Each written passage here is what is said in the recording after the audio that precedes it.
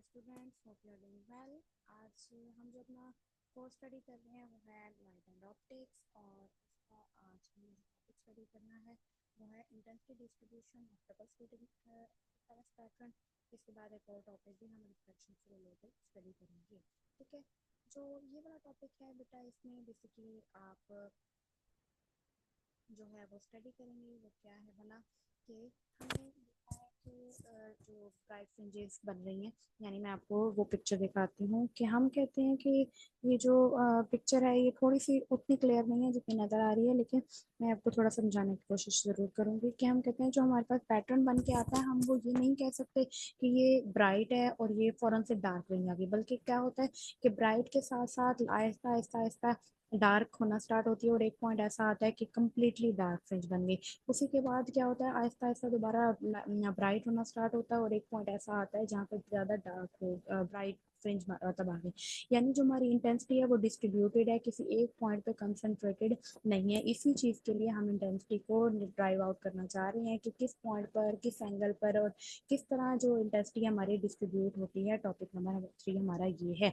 Intensity से मुराद ये है कि लाइट जो है वो सारी की सारी एक ही जगह पे नहीं पड़ी, बल्कि क्या हो रही है, उसका कुछ पोर्शन डिस्ट्रीब्यूट हो रहा है, जहाँ मैक्सिमम वहाँ शो हो रही है जहाँ जहाँ पे क्या है कंस्ट्रक्टिव इंटरफेरेंस हुई है, और मिनिमम वहाँ शो हो रही है एक्सेप्ट उस पॉइंट पे जीरो शो हो रही है जहाँ पे डिस्ट्रक्टिव इंटरफेरेंस हो रहा है। उसके तो भी एक डार्क फ्रिंज और एक ब्राइट फ्रिंज के दरमियान वाला जो पोर्शन है वो ना कम्प्लीटली ब्राइट है और ना ही कम्प्लीटली डार्क है, बल्कि क्या है, इंटरमीडिएट है दोनों के दरमियान में। ठीक है, रेगुलरिटी है या एक ग्रेजुअल चेंज है। ठीक है, इसको चीज़ को हम स्टडी करने के लिए दोबारा वही चीज़ स्टडी करते हैं कि हमने दो स्लिट्स ले ली हैं जो कोहेरेंट फोर्सेस बना रही हैं, साइनोसॉइडल कोहेरेंट फोर्सेस हैं। ठीक है, जिसका क्या है, एंगुलर फ्रीक्वेंसी दोनों की ओमेगा है और वो फेज में है। तो अगर हम टोटल मैग्नीट्यूड इलेक्ट्रिक फील्ड का किसी भी पॉइंट पी पर, कोई एक पॉइंट पी स्क्रीन पर हमने कंसीडर कर लिया है, जैसे कि फिगर 37.5 अभी हम देखेंगे तो उसमें स्टडी किया हमने। ठीक है, तो हम क्या कहते हैं, दो वेव की सुपरपोजिशन होती है। दोनों वेव का अगर मैक्सिमम एम्पलीट्यूड ई नॉट है तो हम पॉइंट पी पर जो वैल्यू है वो इस तरह कंसीडर कर लेते हैं। एक जो वेव है वो ई वन इंटेंसिटी है जिसमें E naught sine omega T, जबकि दूसरी क्या है, ई टू है, E naught sine omega T plus five.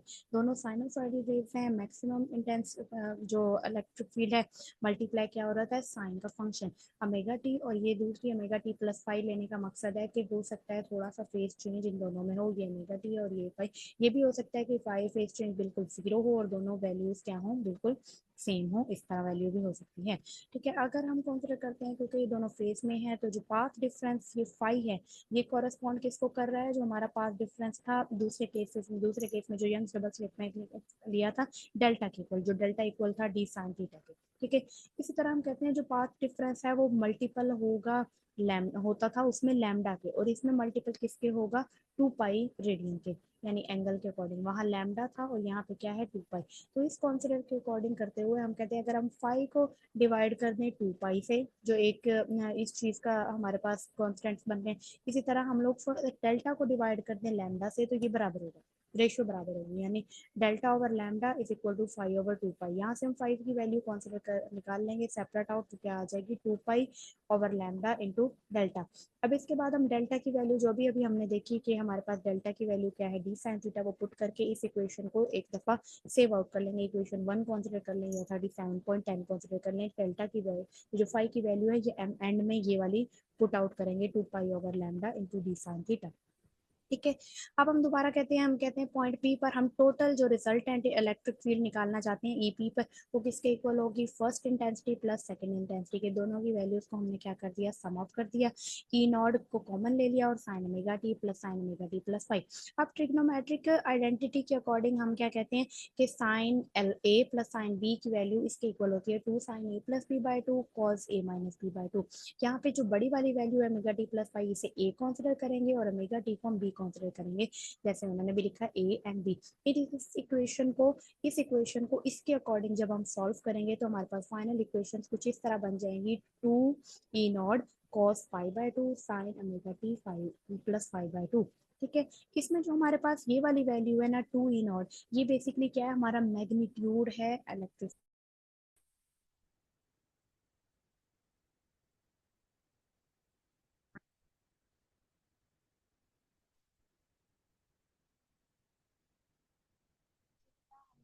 क्या कह रहे थे कि पास जो है टोटल जो हमारे पास इलेक्ट्रिक फील्ड आएगी, रिजल्टेंट इलेक्ट्रिक फील्ड, वो किसके इक्वल होगी, टू नॉट। टू नॉट हमारे पास क्या है, मैग्नीट्यूड है हमारे पास इलेक्ट्रिक फील्ड का, जबकि cos फाई ओवर टू हमारे पास क्या है, ये वो वैल्यूज हैं, या वो हम कह सकते हैं हमारे पास फंक्शन है जो जिसके एंगल पे बेसिकली हमारी वैल्यूज क्या कर रही हैं, डिपेंड। हम कहते हैं अगर हम फाई की वैल्यू को 0 2 पाई ओवर 4 पाई पुट करेंगे, तो ये वाला जो हमारे पास पोर्शन होगा ये इक्वल किसके हो जाएगा, इक्वल टू 1 हो जाएगा। यानी हमारी मैक्सिमम इंटरफेरेंस, कंस्ट्रक्टिव इंटरफेरेंस इस पॉइंट पे होगी। अगर हम इस पाई की वैल्यू को पुट करेंगे पाई, 3 पाई, 5 पाई, तो ये वाली वैल्यू का वैल्यू क्या हो जाएगी, 0। यानी टोटल हमारी इलेक्ट्रिक फील्ड की वैल्यू क्या हो जाएगी, 0। ये किस पॉइंट पे हो रहा है, बेसिकली डिस्ट्रक्टिव इंटरफेरेंस पे हो रहा है। ठीक है, अब हम कहते हैं कि इसके बाद हम पिछले कुछ चैप्टर्स में पढ़ चुके थे, यहाँ मैं रिकॉल अब उसको नहीं करूंगी। चैप्टर नंबर 34.24 का उन्होंने हवाला दिया हुआ है कि इंटेंसिटी डायरेक्टली प्रोपोर्शनल है इलेक्ट्रिक फील्ड के स्केयर के। ई पी का मतलब है पॉइंट पी पे, जो हमने स्पेसिफिकेशन अभी काउंट की है उसकी बात हो रही है। इसको हम क्या करेंगे, टोटल इस वैल्यू को हम स्केयर ले लेंगे। उसके बाद उन्होंने क्या कहा हुआ है कि अगर ये जो साइन की वैल्यू है, sine square omega T plus pi over two, अगर एक कंप्लीट साइकिल में अगर हम कंसिडर करें, तो एक टाइम एवरेज लाइट इंटेंसिटी एक अगर कंप्लीट साइकिल में हम कंसीडर करें, तो इसकी वैल्यू आएगी 1/2। कंप्लीट साइकिल का मतलब है फुल 360 डिग्री के अगर हम लोग वैल्यूज में कंसीडर करें, तो ओवरऑल इसकी वैल्यू आएगी 1/2। 1/2 इस साइन की पूरी वैल्यू की जगह 1/2 पुट कर देंगे। 2 जो है वो कैंसिल हो जाएगा इस 4 से, तो 2 ई स्क्वायर बन जाएगा। 2 ई स्क्वायर को बेसिकली उन्होंने आई मैक्सिमम कंसिडर किया हुआ है, ये मैक्सिमम इंटेंसिटी बेसिकली कहलाएगी। इसके बाद जो cos स्क्वायर 5/2 है, ये बेसिकली क्या है, हमारा चेंजिंग फंक्शन है।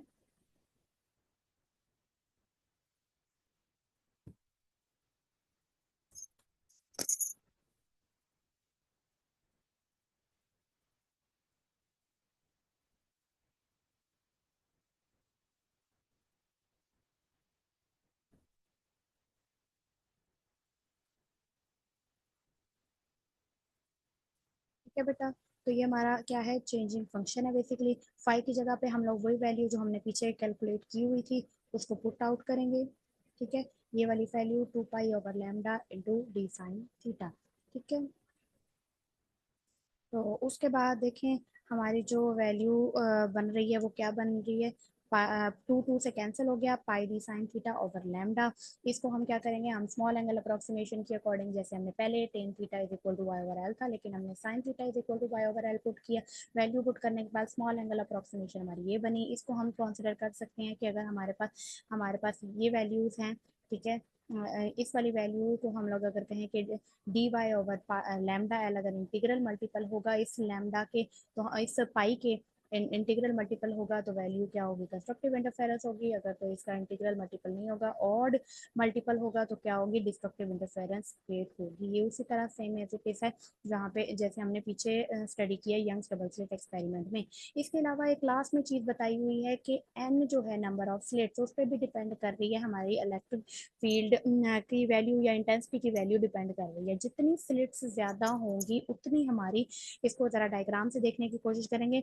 डायग्राम से बेसिकली इस डायग्राम में क्या दिखाया हुआ है कि हमारी जहाँ मैक्सिमा बन रहा है वहाँ पे मैक्सिमम ब्राइटनेस है, उसके आसपास क्या है, ब्राइटनेस कम हो रही है। जहाँ मिनिमा दिखाया हुआ है वहाँ पे मैक्सिमम डार्कनेस है, डार्क फ्रिंज है, उसके आसपास क्या हो रही है, ग्रेजुअली इंक्रीज डिक्रीज हो रही है इंटेंसिटी। इसी तरह अगर हम कहते हैं 2 स्लिट्स के लिए हमारा पैटर्न कुछ इस तरह था, यानी एनर्जी जो थी वो इक्वली डिस्ट्रीब्यूट हो रही थी, एक खास पॉइंट पे बस जाके था।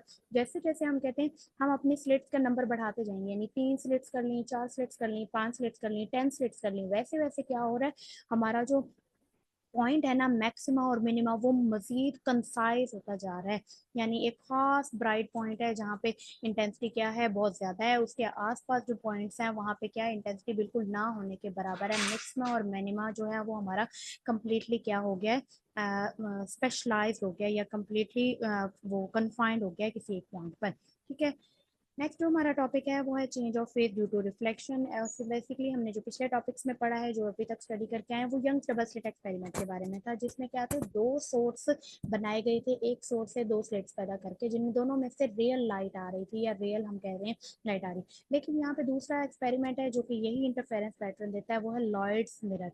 इसमें क्या होता है कि एक असल में सोर्स होता है जो जिसके ऑपोजिट क्या रखा होता है, एक मिरर। मिरर में एक अनदर सोर्स कंसिडर किया जाता है जैसे वर्चुअल सोर्स, जो कि इसी का असल में रिफ्लेक्शन है। जो परपेंडिकुलर मिरर के परपेंडिकुलर एक व्यूइंग स्क्रीन रखी जाती है, जो कि क्या बिहेव कर रही है कि उसको दो तरह से बिहेव कर सकते हैं। या तो ये बिहेव कर सकते हैं कि इस तरफ पॉइंट पी पे पहुंचने वाली लाइट या तो सोर्स से आ रही है और दूसरी रिफ्लेक्ट होकर आ रही है, ये कंसिडर किया जा सकता है। एक एस और दूसरी एस प्राइम वाले सोर्सेज से हमारे पास पॉइंट पी पर लाइट आ रही है। इससे भी जो इंटरफेरेंस पैटर्न बनता है वो सेम एज इट इज वैसा ही बनता है जैसा कि यंग्स डबल स्लिट एक्सपेरिमेंट में। लेकिन एक चीज का बस फर्क होता है, डी डिस्टेंस जो है वो दोनों इनके दरमियान का डिस्टेंस है, दोनों सोर्सेज के। ये बेसिकली कैसे डिस्क्राइब किया जा सकता है कि मिरर तक का एस सोर्स का डिस्टेंस मेजर करके उसे डबल कर लिया जाए तो ये टोटल दोनों सोर्सेज के दरमियान डिस्टेंस है। हम कहते हैं ये जो लेंथ है ना एल, जो ये सोर्सेज से मिरर जो स्क्रीन तक का डिस्टेंस एल है, ये बहुत ही ग्रेटर है डी से, ये वाले केस को कंसिडर करते हुए। अब सब कुछ सेम है यहाँ पे बनता है, लेकिन एक चीज का डिफरेंस क्या है कि हमारा यंग्स डबल स्लिट एक्सपेरिमेंट में जहां जहां ब्राइट फ्रिंज आए थे, उस इस लॉयड्स एक्सपेरिमेंट में वहां वहां डार्क फ्रिंज आते हैं। और जहां जहां वहां डार्क आए थे उसमें इसमें यहाँ पे क्या आते हैं, वो ब्राइट फ्रिंज आते हैं, मतलब टोटल रिवर्सल। हम इस कहते हैं कि ऐसा तभी पॉसिबल है अगर फेज डिफरेंस जो है वो एस और एस प्राइम के दरमियान एक्जैक्टली 180 डिग्री का डिफरेंस है। इसको हम लोगों ने डिटेल में स्टडी करने के बाद हमें पता चला। इसके बाद हम कहते हैं चलो अच्छा पॉइंट पी पे तो 180 डिग्री का डिफरेंस है, लेकिन ये जो पॉइंट पी प्राइम है, जीरो ऑर्डर जहाँ पे हमारा मैक्सिमम बनना चाहिए था, यहाँ पे कंसिडर करते हैं तो यहाँ पे तो दोनों का सेम डिस्टेंस है एस और एस प्राइम का, तो यहाँ पे एक ब्राइट फ्रिंज आनी चाहिए थी, लेकिन यहाँ पे आई एक डार्क फ्रिंज, जो कि क्या शो कर रही थी, हमारा एस और एस प्राइम टोटल 180 के रिवर्सल पे मौजूद है। जिससे हमने क्या प्रूफ किया कि जब लाइट सोर्स रिफ्लेक्ट हुई मिरर से रिफ्लेक्ट होने के बाद उसमें 180 डिग्री का फेज शिफ्ट आ गया।